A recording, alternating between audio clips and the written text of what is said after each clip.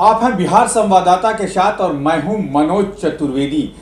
जब तक महागठबंधन में थे यूसीसी याद भी नहीं था, लेकिन जब एनडीए में चले गए तो यूसीसी को समझने लगे।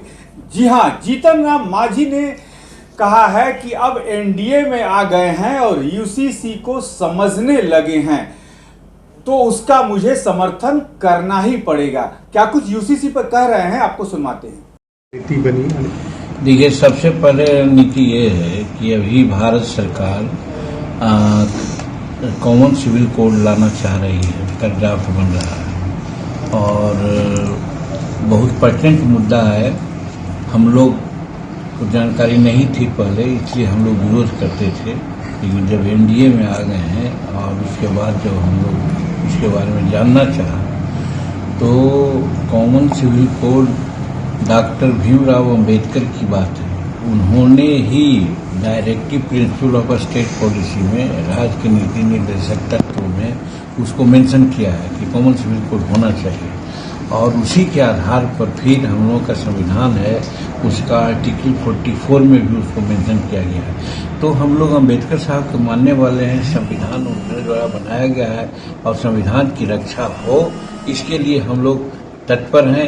यही अभी हमने माननीय सदस्यों से बात किया कि अगर ये मुद्दा उठता है तो असेंबली में हम लोग डट करके कॉमन सिविल कोड का समर्थन करेंगे। एक बात। और दूसरी बात कि हल्ला हंगामा की भेंट चढ़ने वाली है, ऐसा सुनने में आया है। आज बात होनी थी, हम नहीं आ सके, दिल्ली में थे, बाद में आए हैं। लेकिन हम जरूर चाहेंगे कि असेंबली में जो क्वेश्चन है, तारांकित प्रश्न है या कॉल अटेंशन है, ये सबको चलने देना चाहिए। इसके बाद अगर कोई बातें होती है तो होना चाहिए।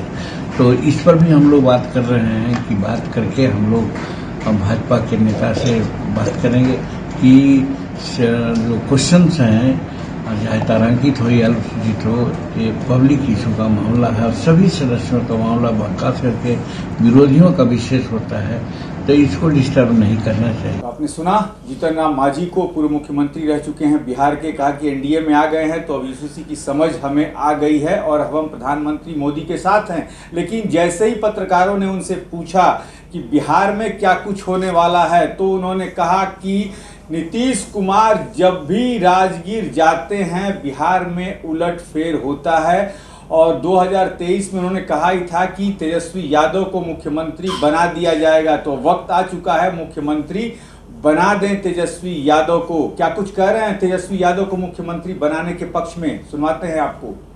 तो आप जो आपने खुद देखा, हमको पता नहीं, हम तो बाहर से आए हैं, लेकिन आप लोग खुद जानते हैं, हमने भविष्यवाणी की थी। बहुत लोग संपर्क में हैं, नीतीश कुमार से उबे हुए हैं और वो लोग रास्ता तलाश रहे हैं। समय की बात है, वो लोग एनडीए का समर्थन हो सकते हैं, कर सकते हैं। किस समय सरकार ये टूटेगी ये कहना नहीं है। अभी राजगीर में गए हैं, कल्पवास में जब जाते हैं राजगीर में तो कोई न कोई डिसीजन लेते हैं। अभी आएंगे तो हो सकता है कि तेजस्वी प्रसाद को मुख्यमंत्री बनाने का डिसीजन लें।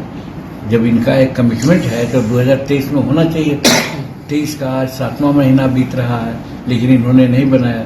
इन पर एकदम दबाव है लालू प्रसाद का, चाहे और राजद का, कि ये करें। ये दबाव से उबर नहीं रहे हैं और इसी ओह पोह में राजगीर में बात करने गए हैं।